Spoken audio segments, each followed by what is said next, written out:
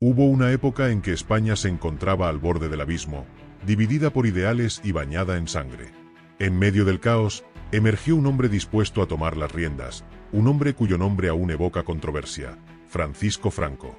Fue el salvador que muchos veneraban o el opresor que silenciaba a un pueblo. Su régimen dejó marcas indelebles, silenció voces y construyó un legado que aún resuena en cada rincón de la península. Este es el viaje a través de un pasado que algunos quieren olvidar y otros defienden con fervor. Una historia de poder, miedo y supervivencia. Prepárate para descubrir la verdad detrás del caudillo y las sombras que se esconden tras el mito.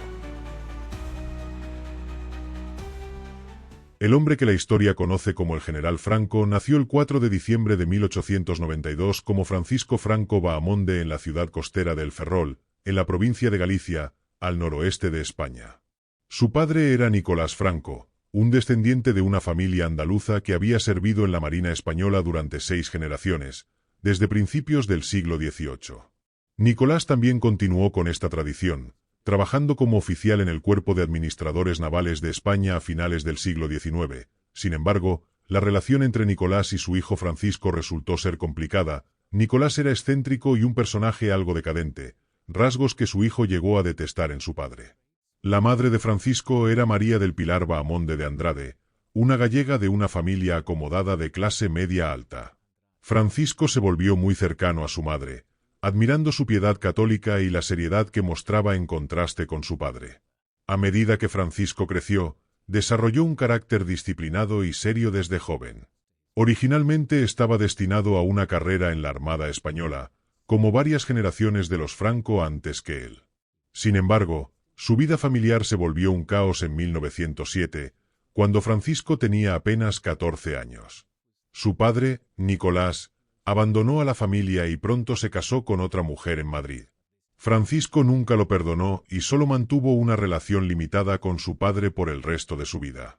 No es casualidad que justo en la época en que Nicolás Franco abandonó a su familia, Francisco, que venía de una familia en Galicia, dejó de lado cualquier plan de unirse a la Armada Española y en cambio, se metió en la Academia de Infantería en Toledo a los 14 años. Esta decisión también se debió en parte a la gran caída de la Armada Española tras la Guerra Hispanoamericana de 1898. Al final, Francisco se graduó en 1910 como teniente segundo. Su desempeño en la academia fue bastante modesto, terminó más bien en la parte baja de su clase, pero eso se puede explicar en parte por su edad, ya que muchos de los cadetes en Toledo tenían 2 o 3 años más que él. La España por la que Franco ahora entró al servicio militar estaba al borde de una emergencia política prolongada. De hecho, había estado soportando una crisis muy larga en una forma u otra durante 2 siglos. En el siglo XVI, España había sido la principal potencia europea, la superpotencia de su tiempo, impulsada por un enorme imperio en el Nuevo Mundo y enormes flujos de oro y plata de México y Perú. Sin embargo, en el siglo XVII, el imperio español había entrado en un periodo de rápido declive, ya que esos mismos flujos de lingotes de América se acabaron, tanto que para el siglo XVIII España era una potencia de segunda categoría con una economía atrasada y subdesarrollada. Además, la política del país estaba paralizada por el poder excesivo de la Iglesia Católica y una monarquía ineficaz. Luego, a principios del siglo XIX, los movimientos de independencia en Sudamérica y Centroamérica le quitaron al país la mayor parte de su imperio colonial. Sin embargo, se estaba gestando un movimiento reformista. Durante los primeros años del siglo XIX, el país cayó bajo la influencia de la Francia napoleónica y surgió una nueva generación de políticos españoles, que estaban pidiendo una reforma total de la política, la economía y la sociedad del país. Se adoptó una nueva constitución liberal en 1812, pero las tensiones continuaron. Como resultado, ocurrió la guerra civil conocida como la Primera Guerra Carlista entre 1833 y 1840 por la sucesión a la monarquía y las disputas entre liberales y conservadores dentro del país. 2 guerras carlistas más seguirían a finales de los años 40 y a mediados de los 70, siendo la Tercera Guerra Carlista la que vio brevemente suspendida la monarquía y se creó la Primera República Española en 1873 y 1874. Así que cuando Franco nació en 1892, el país había estado sometido a casi un siglo de conflictos entre reformistas liberales de izquierda que querían reducir el poder de la monarquía, la aristocracia y la Iglesia Católica, y conservadores de derecha decididos a mantenerlas. Estructuras tradicionales de la sociedad y la política españolas. Estas dos fuerzas seguirían dominando la política española hasta principios del siglo XX y moldearían el curso de la vida de Franco. Sin embargo, en el momento en que dejó la Academia de Infantería en Toledo en 1910, la situación era más calamitosa. Las confrontaciones políticas que España iba a sufrir en los años 30 aún estaban lejos, pero a principios de los años 10, las principales preocupaciones del Estado ibérico estaban en el norte de África, donde el país tenía algunos de los últimos vestigios de su otrora gran imperio colonial, habiendo perdido la mayor parte de sus otras posesiones en el Caribe y Filipinas a finales de los años 90 del siglo XIX. En particular, Marruecos se había convertido en un foco importante de la actividad imperial española. El país había tenido territorios allí durante varios siglos, sobre todo la ciudad de Ceuta, al otro lado del estrecho de Gibraltar. El interés español en la región se amplió aún más durante la Primera Guerra Hispano-Marroquí entre 1859 y 1860 y en breves conflictos con algunas de las tribus Rif de Marruecos del Norte en 1893 y nuevamente en 1909. Sin embargo, una apropiación más sustancial se llevó a cabo en noviembre de 1912 cuando se firmó un tratado entre Francia y España en el que Marruecos se dividió entre ellos, con España adquiriendo toda la costa norte del país y una franja de tierra en el sur, mientras que Francia se quedó con las partes centrales más extensas de Marruecos. Sin embargo, aunque el acuerdo entre las dos potencias europeas había establecido sus respectivas esferas de influencia, hacer realidad el dominio español en el territorio recién adquirido fue un proceso más largo. Los esfuerzos para pacificar las diversas tribus y grupos políticos en Marruecos ocuparían la atención del ejército español durante el resto de la década de 1910. Así fue como Franco, recién salido de la Academia en Toledo, se ofreció para ocupar un puesto en el norte de África en 1912 a la edad de 19 años. El servicio de Franco en Marruecos marcó su rápida ascensión en el ejército español en 1913. Fue ascendido a teniente primero en un regimiento de caballería marroquí de élite, y se hizo conocido por su profesionalismo y habilidades de mando, además de la preocupación que mostraba por el bienestar de las tropas a su cargo. En 1915 fue nombrado capitán, siendo el más joven en todo el ejército español en ocupar ese puesto. Pero al año siguiente, en 1916, sufrió una grave herida de bala en el abdomen. Como resultado, el joven Franco, que ahora tenía solo 24 años, fue enviado de vuelta a España y pasaría los siguientes meses allí en el suroeste de Europa. La creación de la Legión Española en 1920 y el nombramiento de Franco como segundo al mando de la nueva brigada fueron la causa directa de su regreso a África del Norte a principios de los años 20, cuando estalló otra guerra entre los españoles y las tribus bereberes de las montañas del Rif, que duraría esta vez medio decenio, entre 1921 y 1926. En 1923 fue ascendido al mando de la Legión Española, el mismo año en que se casó con María del Carmen Polo, con quien tendría una hija en 1926. Al igual que su madre, la nombraron María del Carmen y sería la única hija de Franco. Poco después de su matrimonio en 1923, lo llamaron a Madrid para una audiencia con el rey español, Alfonso XIII. Esta reunión era un indicativo de la creciente fama que Franco estaba ganando en España por su servicio militar en Marruecos. Además, esto sucedió en un momento en que el poder militar estaba en aumento. En septiembre de 1923, el rey aprobó lo que era, en esencia, una toma de poder por parte del general Miguel Primo de Rivera, quien estaría al mando. El gobierno español durante los próximos 7 años con el lema «País, religión, monarquía», una clara indicación de su deseo de gobernar España por caminos tradicionales y conservadores. De vuelta en el norte de África, Franco tuvo un papel clave en poner fin a la Guerra del Rif con éxito entre 1925 y 1926.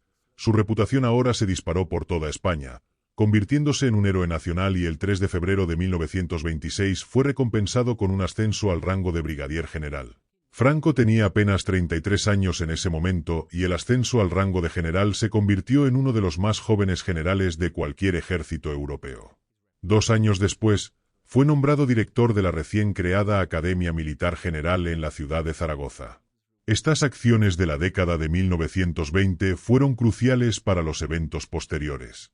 ya que el ascenso de Franco al poder en la década de 1930 se basó en gran medida en la reputación que había ganado por su mando en el norte de África y también en el apoyo leal que logró entre los graduados de la Academia en Zaragoza entre 1928 y principios de la década de 1930. Los eventos que eventualmente culminarían en la Guerra Civil Española y la ascensión de Franco al poder tienen su origen en 1930. A finales de enero de ese año, el jefe del gobierno español desde 1923, el general Miguel Primo de Rivera, se vio obligado a dimitir debido a una crisis económica profunda en España y al descontento público con la dirección de la política del país. A partir de ahí, siguieron 15 meses de inestabilidad política que culminaron en las elecciones municipales de abril de 1931, donde los republicanos ganaron más del 40% del voto en comparación con solo el 25% de los monárquicos. Esto se percibió como un referéndum sobre la monarquía del rey Alfonso X III, cuyo resultado escuchó la noche del 14 de abril de 1931, solo 2 días después de las elecciones. Se fue de España sin abdicar. Ese mismo día se había declarado formalmente la Segunda República Española, poniendo fin a la monarquía española y dando paso a un nuevo periodo de la política española. Los líderes de la República recién proclamada ahora emprendieron reformas amplias en el país, su economía, el papel de la Iglesia y el ejército. Como alguien que estuvo muy relacionado con el gobierno de Alfonso y el de Rivera, la carrera de Franco se estancó, lo quitaron de su puesto en la Academia de Zaragoza y la escuela se disolvió. Franco era monárquico y estaba ideológicamente en contra de la Segunda República Española, pero aún así mostró su disposición a aceptar el nuevo orden y colaborar con el gobierno a principios de los años 30. Sin embargo, esto no fue suficiente para evitar que el nuevo gobierno, lo que efectivamente lo degradó a una serie de mandos menores durante los primeros años de la Segunda República Española. La nueva república estuvo marcada por la inestabilidad durante su breve existencia, incluyendo intentos de golpe de Estado e inestabilidad regional, todo lo cual eventualmente culminaría en la Guerra Civil Española. Antes de que estallara ese calamitoso conflicto, el país pasó de regímenes liberales a conservadores y viceversa. En 1933, la Confederación Española de Derechas Autónomas fue la vencedora en las elecciones al Legislativo español, arrebatando el poder de los partidos liberales que habían tomado el poder en 1931. Las elecciones de 1933 fueron un impulso para la carrera de caída de Franco, fue restaurado a un mando más activo y en 1934 fue ascendido a general de división. Ese octubre se le encargó suprimir una revuelta violenta entre los mineros en la provincia de Asturias, que estaban descontentos con la creciente influencia de los conservadores dentro del gabinete del gobierno español. Su exitosa actuación en la insurrección de Asturias lo llevó a ser nombrado jefe del Estado Mayor del Ejército Español el 19 de mayo de 1935. Asturias y las opiniones de Franco al respecto también indican dónde estaban sus ideas ideológicas y su política personal en ese momento. Franco describió la insurgencia como una guerra de frontera, una guerra llevada a cabo por socialistas y comunistas con el objetivo de derrocar la civilización misma en España. Así, se estaban estableciendo las credenciales antiizquierdistas de Franco justo cuando el panorama político español se estaba deslizando hacia su crisis definitiva. Una serie de escándalos a mediados de los años 30 llevaron a la disolución del Parlamento y a la convocatoria de nuevas elecciones para febrero del 1936. Esto sucedió en un momento en que la política del país se había polarizado de manera sin precedentes, entre un bloque de izquierda de comunistas, socialistas y republicanos, radicales que se unieron en una coalición llamada el Frente Popular, y un bloque de derecha de monárquicos, conservadores, tradicionalistas españoles y ultracatólicos, con estos últimos recibiendo un gran apoyo de elementos dentro de la jerarquía militar y la administración colonial en el norte de África. A pesar de esta coalición en la derecha, la izquierda salió victoriosa en las elecciones de 1936 y Manuel Azaña, el líder del partido Izquierda Republicana, fue rápidamente nombrado presidente en un nuevo gobierno de izquierda.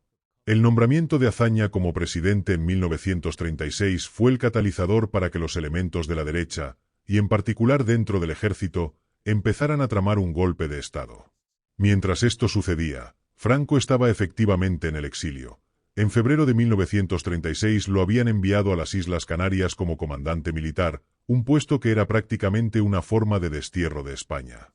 Hasta ese momento, el general Franco había permanecido bastante al margen de cualquier asunto de los partidos políticos en España, pero ahora fue contactado por elementos dentro del ejército que querían derrocar al gobierno de la Segunda República Española para poner fin a la anarquía que había caracterizado la política en España durante los años 30. En junio de 1936, se reunió con los oficiales en cuestión en un bosque de la isla de Tenerife para discutir el golpe. En ese momento, Franco se negó a comprometerse con la insurrección, pero en las semanas siguientes lo hizo. La revuelta sería liderada por 3 personas. El general José Sanjurjo, un opositor monárquico de la Segunda República que estaba en el exilio en Portugal, sería su cabeza simbólica, mientras que Emilio Mola y Vidal, primer duque de Mola, lideraría la revuelta en la península española.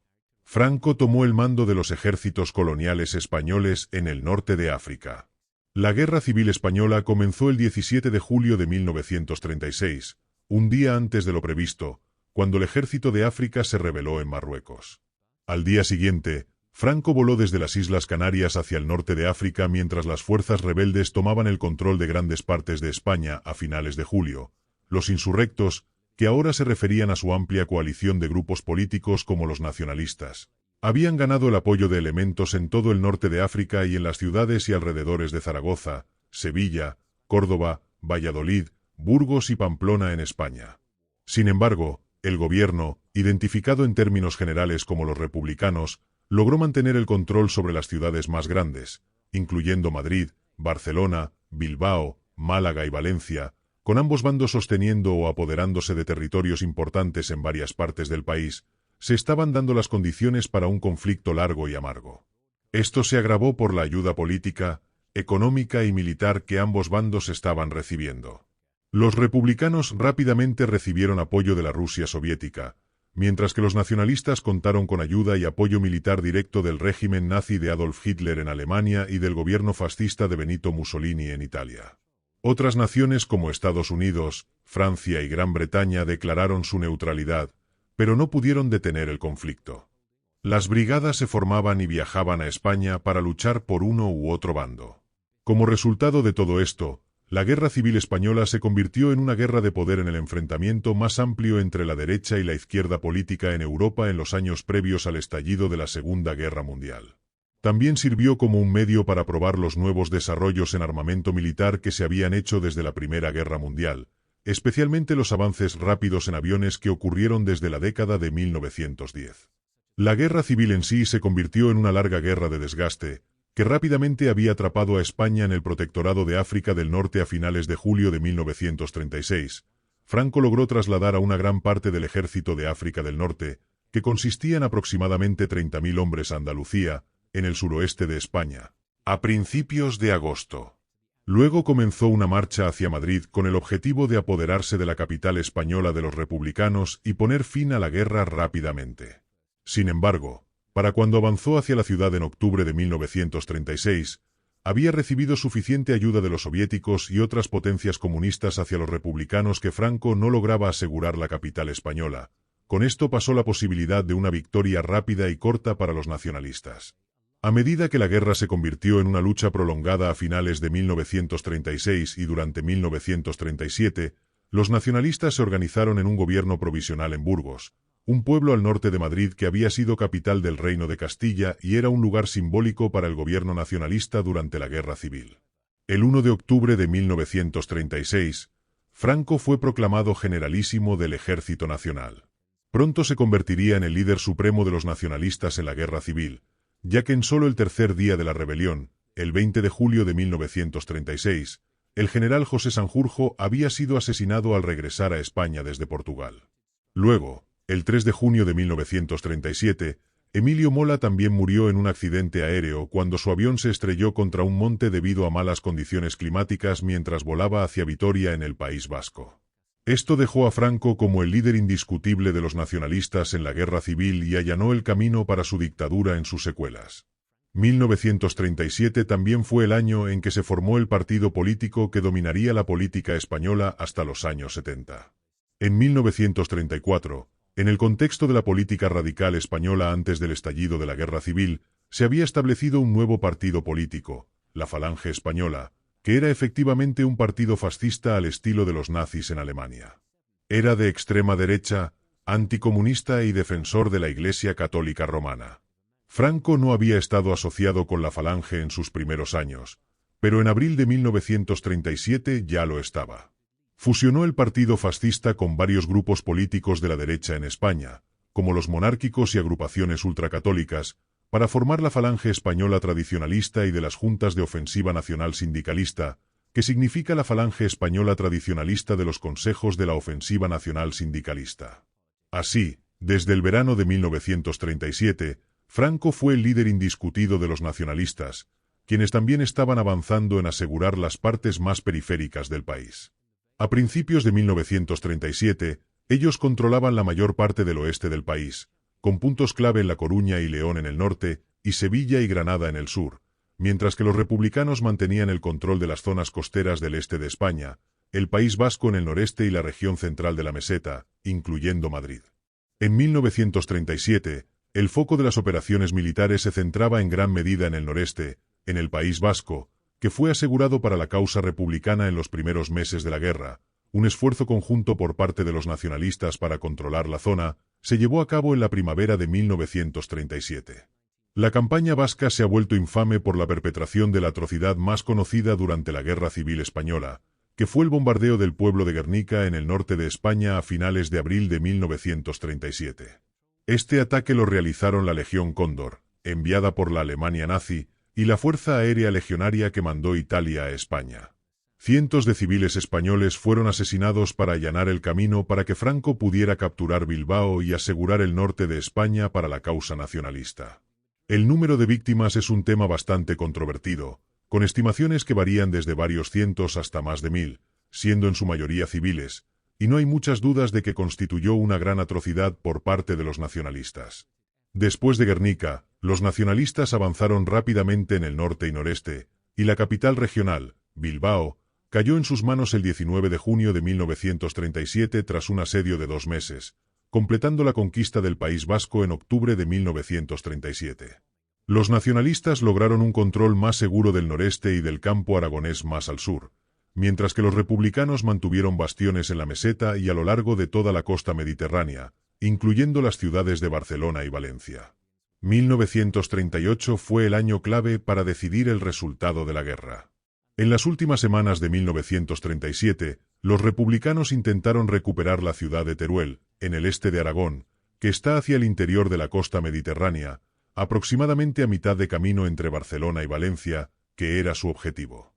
Si se lograba capturar Teruel, se aseguraría mejor Cataluña para la causa republicana, mientras que también se creía que un movimiento de pinza en la región distraería a Franco de cualquier intento de tomar Madrid. El pueblo pronto se convirtió en el foco de una intensa confrontación entre republicanos y nacionalistas.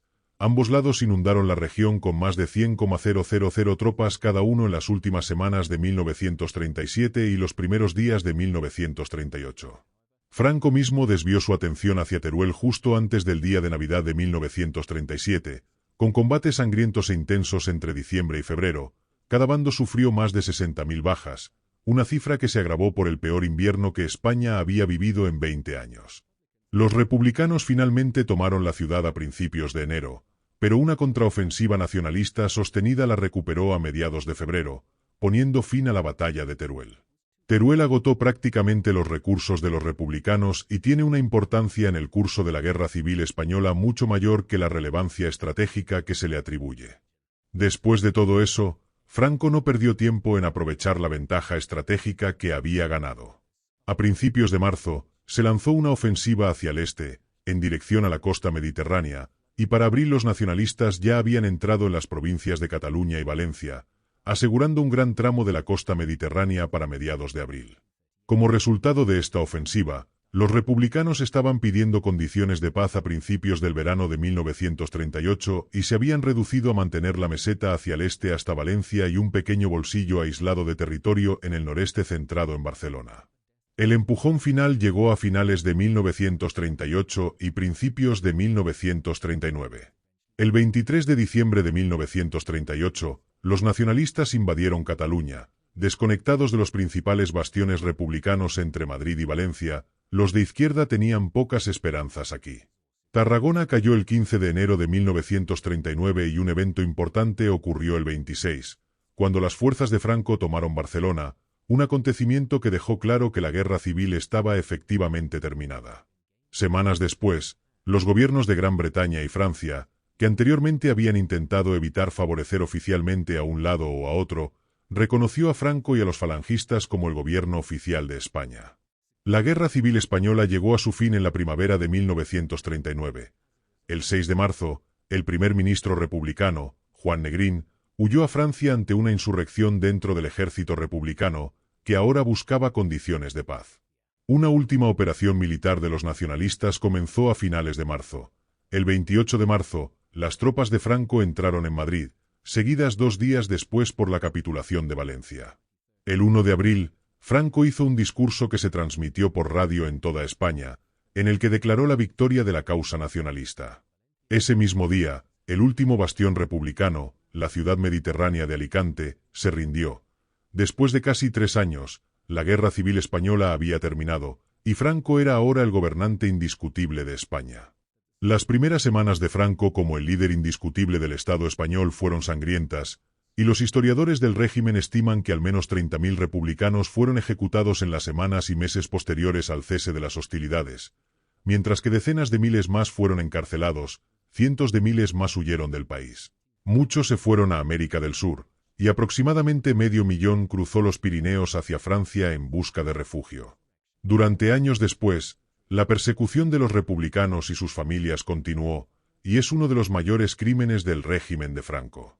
Aunque el nuevo líder de España aspiraba a rejuvenecer el país tras la guerra, se vio rápidamente frustrado por eventos en otras partes de Europa que involucraban a su antiguo aliado.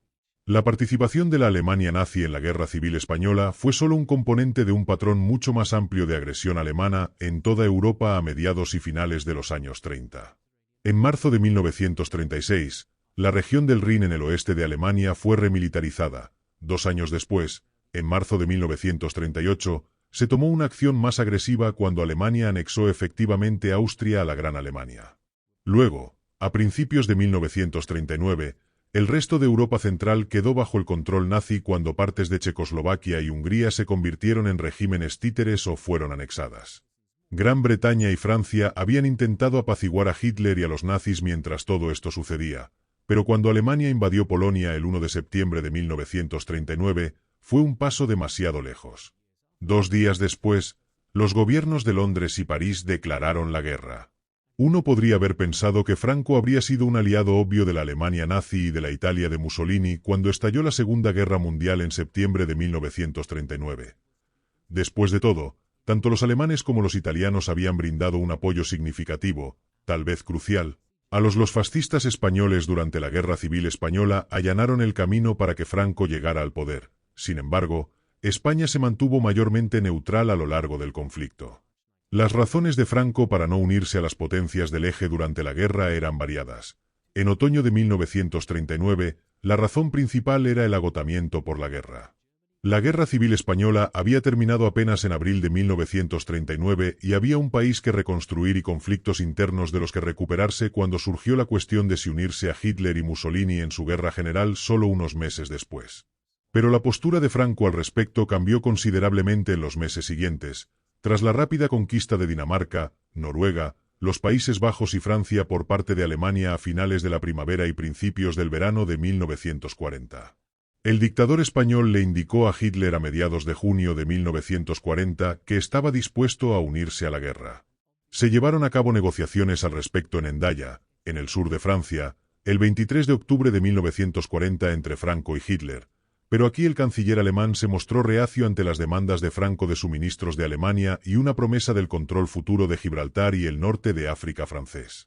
Una vez que estas primeras negociaciones para involucrar a España directamente en la guerra del lado de las potencias del eje fracasaron, Franco generalmente siguió un curso oportunista y político por el resto de la guerra.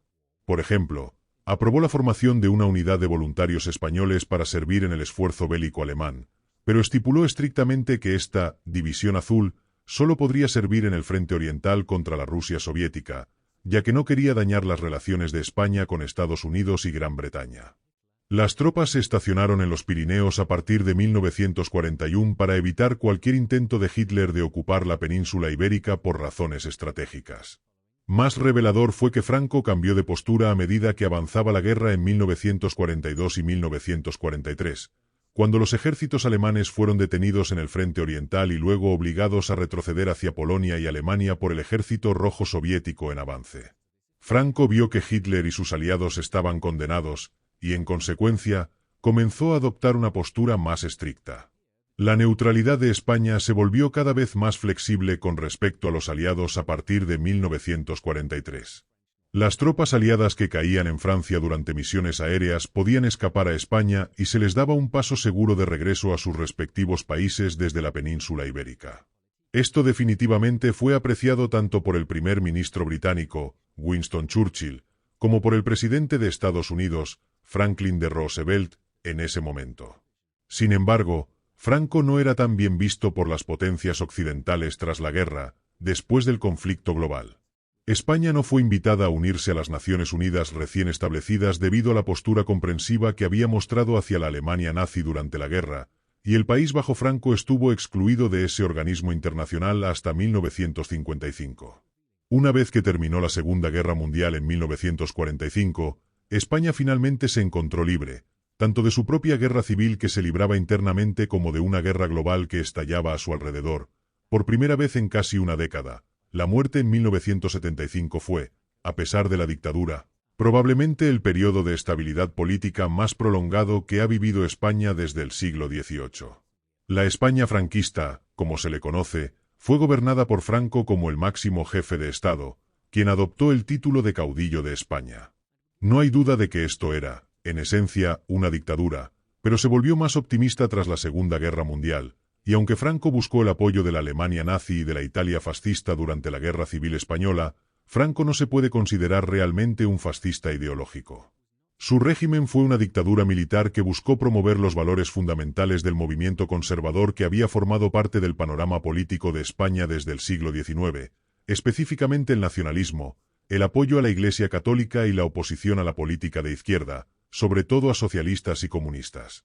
La Falange Española, que Franco creó a partir de los diferentes partidos políticos de derecha en 1937, fue el partido legal en el país desde el final de la Guerra Civil en 1939 hasta el fin del régimen de Franco en los años 70. Pero también hubo un notable alejamiento de las raíces fascistas del partido en los años 30 durante el periodo de posguerra, simbolizado en el cambio de nombre de la Falange al Movimiento Nacional en 1958. Sin embargo, esto no quiere decir que Franco no llevara a cabo una dura represión política. El sindicalismo y las organizaciones políticas de izquierda generalmente estaban bajo vigilancia. Mientras que muchas organizaciones socialistas fueron prohibidas por el Estado, de manera similar, el régimen de Franco buscó imponer una dura represión a los muchos movimientos separatistas regionales en áreas como el País Vasco y Cataluña, que han caracterizado la historia de la España moderna. Sin embargo, estas políticas fueron solo parcialmente efectivas. De hecho, en algunos casos resultaron contraproducentes. Los intentos de frenar el separatismo vasco, por ejemplo, simplemente llevaron a la formación de la organización Euskadi-Ta Askatasuna, o ETA para abreviar, en 1959, que significa Patria Vasca y Libertad. ETA se desarrolló en la década de 1960 como una organización terrorista y paramilitar, decidida a usar bombardeos, asesinatos y secuestros para presionar al Estado español y lograr la independencia del País Vasco en el norte de España. Otras políticas autoritarias han dejado una larga sombra sobre el régimen de Franco. Seguramente uno de los aspectos más atroces de la dictadura de Franco fue el secuestro de los hijos de los republicanos españoles y su entrega a familias nacionalistas, gran parte del objetivo. Hubo una forma de ingeniería social donde estos niños, que probablemente habrían sido criados como socialistas de izquierda y republicanos si se quedaban con sus familias originales, ahora serían criados como conservadores y tradicionalistas de acuerdo con las ideologías políticas del régimen franquista. Esta práctica comenzó durante la Guerra Civil, a menudo involucrando a niños cuyos padres habían sido asesinados durante el conflicto, pero se intensificó para incluir pronto a los hijos de republicanos que fueron arrestados y encarcelados. Continuó hasta la década de 1940 antes de irse desvaneciendo. Salieron a la luz en los años 50 y eventualmente involucraron a decenas de miles de niños, quizás hasta cientos de miles. Muchos de estos niños nunca supieron las circunstancias de su nacimiento o nunca fueron devueltos a sus padres. Y el legado de lo que se ha llamado los niños perdidos del franquismo fue sin duda uno de los peores crímenes perpetrados por la dictadura de Franco. En otros lugares, en las décadas de 1940 y 1950, la poderosa posición de la Iglesia Católica en toda la sociedad española se consolidó a través de las políticas de Franco. La estrecha alianza de la Iglesia con Franco se aseguró de tener casi el control total del sistema educativo del país, incluidas las universidades de España, donde se revisaban las credenciales católicas de los profesores. En la sociedad española, el divorcio, la anticoncepción y el aborto estaban todos prohibidos. Lo más opresivo era el trato hacia las mujeres. La Segunda República había adoptado muchas medidas progresistas para los derechos de las mujeres, como las que se habían desarrollado en el Reino Unido y en otros lugares, pero esas leyes fueron derogadas y las mujeres estaban cada vez más. Durante las décadas de 1940 y 1950, las mujeres en España estaban limitadas a roles tradicionales y no podían trabajar en muchas profesiones. Además, necesitaban el permiso de un esposo o un familiar masculino para hacer cosas tan simples como abrir una cuenta bancaria. En los años intermedios del régimen de Franco, a finales de los 50, también hubo cambios significativos en las posesiones coloniales de España en el norte de África. En 1956, las partes de Marruecos que estaban bajo control francés consiguieron su independencia, y el Estado español aceptó simultáneamente renunciar a parte del territorio que se había adquirido en el noroeste de África casi medio siglo antes. Sin embargo, esto no impidió que estallara un conflicto entre la España de Franco y el Marruecos del sultán Mohammed V en 1957. La Guerra de Ifni, como se le conoce, se alargó durante 8 meses hasta el verano de 1958 y resultó en que España cediera Tarfaya a Marruecos.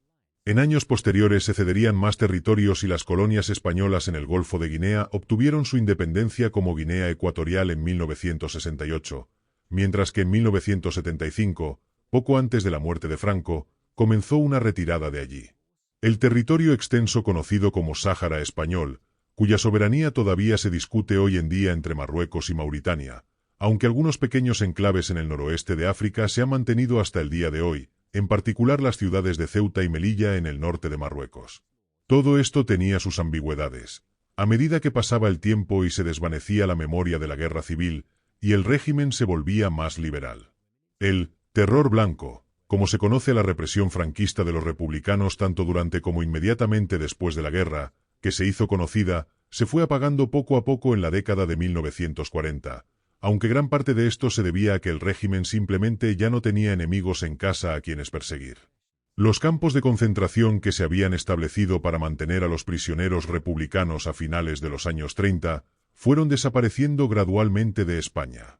El último, el de Miranda de Ebro cerca de Burgos, se cerró en 1947. En contraste, desde finales de los años 50, y especialmente durante los 60, comenzaron a operar en España sindicatos no oficiales que no fueron aplastados ni reprimidos. De la manera en que casi con certeza lo habrían hecho si hubieran intentado operar en los años 40. En otros aspectos, la sociedad española estaba experimentando cierta liberalización limitada desde finales de los años 50 en adelante. Por ejemplo, algunas de las restricciones sobre lo que las mujeres podían o no podían hacer se relajaron en los años 60. La censura de la prensa y los medios también se volvió menos severa en los últimos 15 años del régimen de Franco, aunque cualquier crítica abierta al régimen seguía siendo un crimen. Mucho de esto debe verse a la luz de la deriva del país.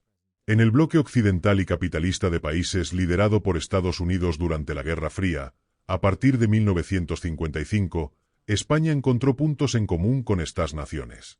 Franco se volvió menos autoritario en casa y más dispuesto a liberalizar ciertos aspectos de la sociedad española. Las ambigüedades de la dictadura de Franco se hacen más evidentes al examinar su política económica. Es imposible ignorar el éxito de la economía española durante su mandato como jefe de Estado. Desde finales del siglo XVII el país había estado sumido en un estado de aparente rezago económico perpetuo, con una falta de industria y una dependencia excesiva de métodos agrícolas poco productivos en grandes fincas. Todo esto se agravó por la devastación causada por la Guerra Civil Española, y durante gran parte de la década de 1940 el país estaba al borde de la bancarrota, con solo una recuperación económica muy magra. Sin embargo, desde finales de la década de 1950, el crecimiento económico despegó tanto que los últimos 15 años del régimen de Franco se han llamado el milagro español, o el milagro. En términos económicos, durante estos años el país tuvo la segunda economía de más rápido crecimiento en el mundo, solo detrás de Japón, que estaba viviendo su propio milagro económico. El milagro español se dio gracias a una combinación de factores, entre ellos una serie de planes de desarrollo nacional ideados por los ministros de Franco y la adopción de una economía de mercado libre en 1959, lo que llevó a que proliferaran fábricas de hierro y acero en las provincias del norte. Estos, a su vez, suministraron materias primas para una próspera industria de construcción naval en los puertos de la costa norte. Los petroquímicos se convirtieron en una industria nacional importante y surgieron nuevas corporaciones, destacándose la empresa automovilística SEAT. En 1946 había poco más de 70,000 coches privados en España. Este número había aumentado a más de 1 millón de coches 20 años después. Más de 3/4 de coches SEAT se produjeron durante los años del milagro español. Como resultado de todo esto, España pasó de ser uno de los países más económicamente rezagados. En Europa Occidental, España se convirtió en la 9ª economía más grande del mundo al final del régimen de Franco. Sin embargo, la recesión económica global de mediados a finales de los años 70 hizo que el crecimiento económico de España se estancara. Pero no hay duda de que el milagro español sacó a la economía del estancamiento en el que había estado durante 2 siglos y la llevó al siglo XX. Esto, junto con la enorme expansión del sector turístico en la época post-Franco, creó la economía de la España moderna, y lo que hayan sido sus otros fracasos y crímenes, hay que reconocer que esto fue un gran éxito del tiempo de Franco en el poder. Tal vez, al evaluar la carrera de Franco y la naturaleza de su régimen, también deberíamos considerar que no se preocupó por garantizar la continuidad de su dictadura. Esto podría deberse en parte a que no tuvo un heredero varón. Franco y su esposa solo tuvieron una hija, María del Carmen, nacida en 1926. Si el caudillo hubiera tenido un heredero varón al que pasarle la dictadura, podría haber tomado medidas para asegurarse de que eso sucediera, pero no lo hizo. De hecho, Franco había tomado medidas para restaurar la monarquía española ya en 1947, cuando se celebró un referéndum oficial para que España volviera a ser una monarquía. Aunque se aprobó, no se coronó a ningún nuevo rey en ese momento y Franco, en cambio, ratificó sus poderes como regente vitalicio. Sin embargo, a medida que se acercaba el final de su vida, tomó pasos más concretos para restaurar la monarquía, culminando en 1969 cuando Juan Carlos de la antigua Casa Real de Borbón fue nombrado sucesor de Franco y se convirtió en príncipe. 2 años antes, se habían tomado medidas para permitir elecciones más libres ante la legislatura española. En 1973 Franco renunció a su cargo como presidente del gobierno y jefe del gobierno en favor de Luis Carrero Blanco. Blanco era un aliado de Franco desde hacía mucho tiempo. Había combatido junto al generalísimo en el norte de África en los años 20 y durante la Guerra Civil Española, pero su mandato como primer ministro fue breve, ya que fue asesinado por una bomba en la carretera por el grupo terrorista vasco, ETA, en los últimos días de 1973, junto a otras 2 personas, Torcuato Fernández Miranda y Carlos Arias. Navarro, luego sería primer ministro de España antes de la muerte de Franco, pero a pesar de esta entrega parcial de poder, Franco mantuvo muchas de sus posiciones, seguía siendo el jefe de Estado, aunque en una capacidad mucho más limitada, y también conservaba el control sobre el ejército español. Sin embargo, las medidas tomadas desde finales de los años 60 representaron pasos importantes hacia un régimen menos autoritario, y al final de la vida de Franco y tras su muerte, el país pasaría rápidamente por una transición o más bien una democracia. Esto ocurriría a mediados de la década de 1970. A finales de la década de 1960, Franco se acercaba a los 80 años. Su salud estaba decayendo considerablemente, lo que empeoró en la década de 1970, en parte porque el dictador español sufría de la enfermedad de Parkinson. En 1974, estuvo lo suficientemente incapacitado en varias ocasiones como para que sus funciones fueran delegadas en parte al príncipe Juan Carlos. Su último compromiso oficial fue el 1 de octubre de 1975, cuando pronunció un discurso en Madrid, donde se dice que estuvo particularmente con un aspecto frágil. 4 semanas después cayó en coma y lo pusieron en una máquina de soporte vital. Hay cierta controversia sobre si murió el 19 de noviembre o en las primeras horas del 20, ya sea por un infarto o por shock séptico. Su cuerpo fue enterrado en el Valle de los Caídos, una enorme tumba cerca de Madrid que se había construido como un mausoleo y un memorial para los que murieron en la Guerra Civil, aunque recientemente lo exhumaron de allí y lo trasladaron a una cripta familiar en las afueras de la capital española. A pesar de que él decía estar comprometido con mantener el sistema que Franco había creado y supervisado durante más de 35 años, Juan Carlos se movió rápidamente para desmantelar el Estado autoritario franquista tan pronto como el caudillo murió a principios del invierno de 1975. En los 3 años siguientes se estableció una monarquía constitucional y el 15 de junio de 1977 se celebraron las primeras elecciones generales libres y abiertas en España desde 1936, regresando un gran número de delegados de centro y de izquierda al Parlamento, lo que indicaba un cambio lejos de la política de derecha de la época de Franco. Un año y medio después, se ratificó una nueva constitución, en diciembre de 1978, que se convirtió en la base de la moderna monarquía constitucional de España. El fracaso total de un intento de golpe de Estado en febrero de 1981 por parte de algunos sectores del ejército español que querían ver una restauración del autoritarismo en España fue indicativo de lo rápido que el país había logrado hacer la transición a una democracia liberal en los años inmediatamente posteriores a la muerte de Franco. El general Francisco Franco es quizás el más ambiguo de los dictadores que tomaron el poder en Europa a mediados del siglo XX. Llegó al poder como resultado de una sangrienta guerra civil en la que el bloque conservador y militar que lideraba quedó manchado para siempre por una serie de atrocidades, como las que ocurrieron en Guernica en abril de 1937, y por sus vínculos con la Alemania nazi y la Italia fascista. En las décadas de 1930 y 1940, en particular, el régimen de Franco fue responsable de la muerte, arresto o drástica interferencia en la vida de millones de personas de los civiles españoles. Esto fue especialmente el caso después de la Guerra Civil, cuando los tribunales españoles se encargaban de la condena y ejecución sumaria de cientos de republicanos cada día durante meses. Cualquier evaluación de su carrera debe comenzar reconociendo este terrible legado. Pero también es innegable que el régimen de Franco cambió con el tiempo. En particular, a medida que entraban los años 50, la España franquista se volvió menos represiva y, pasando de un totalitarismo abierto a un autoritarismo menos brutal, también hubo varios avances considerables en la sociedad española en las últimas 2 décadas del régimen de Franco, con una creciente afinidad con el bloque occidental de Desde 1955, cuando el país fue admitido en las Naciones Unidas, lo más significativo fue el milagro económico español que ocurrió entre 1959 y mediados de los 70.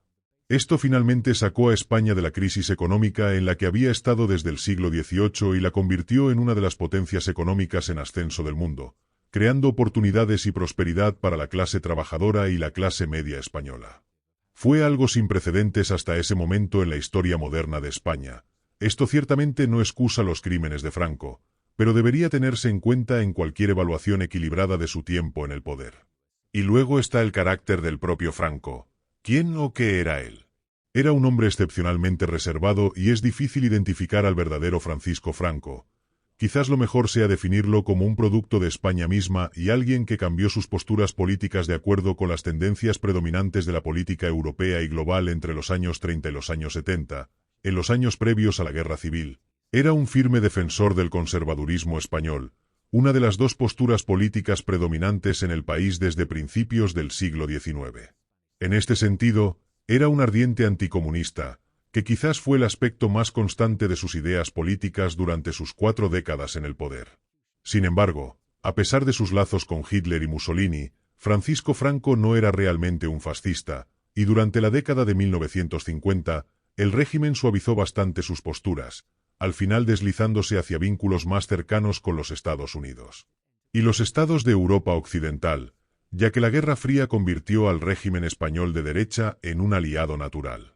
Así, Franco se adaptó a los vientos políticos predominantes.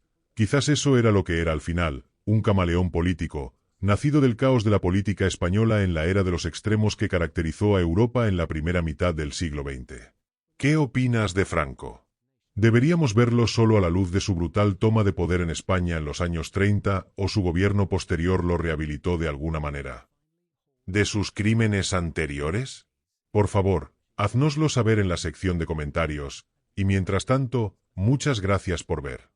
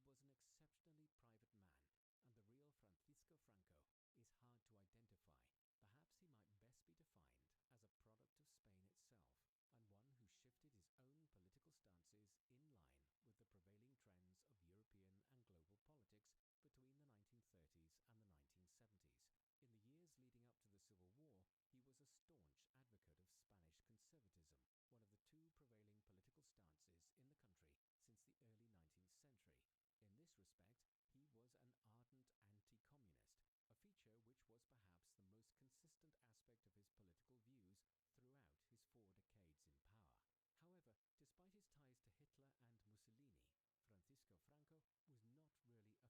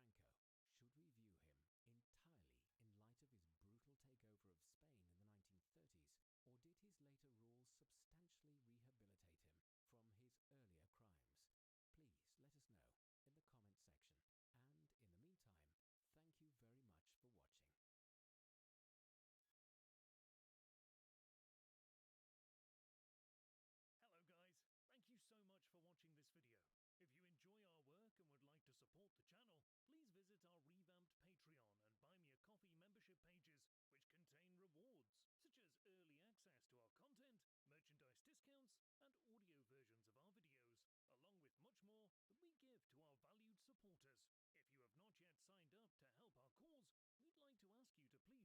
If you enjoy our work and would like to support the channel, please visit our revamped Patreon and Buy Me a Coffee membership pages, which contain rewards, such as early access to our content, merchandise discounts, and audio versions of our videos, along with much more that we give to our valued supporters. If you have not yet signed up to help our cause, we'd like to ask you to please consider doing so, as we need to secure the channel by safeguarding it from possible demonetization, and also invest in better equipment, software, and more people to help us improve our videos going forward. In short, without your contributions, these videos would not be possible.